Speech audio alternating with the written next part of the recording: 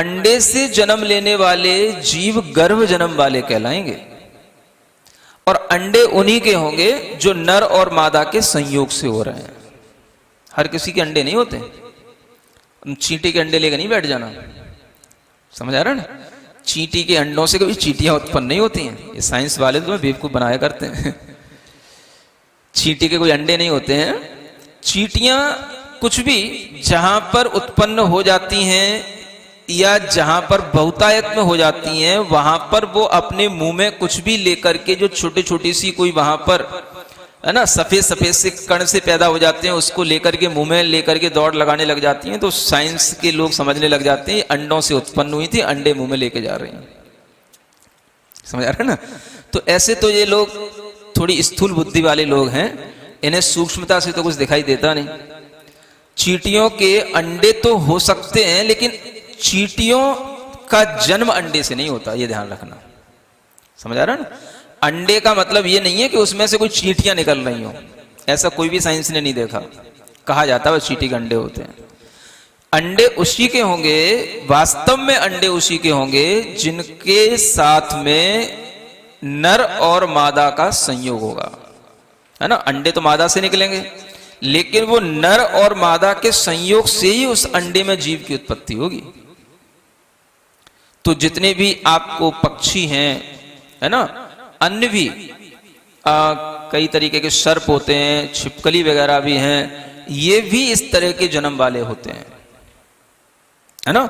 तो अंडे में से जिसका जन्म होगा उसको अंडज कहा जाएगा, और वो गर्भ जन्म वाला होगा। ये बहुत सही बात है, इसको ध्यान में रखो हमेशा। साइंस को तो रखो किनारे, इसको ध्यान में रखो।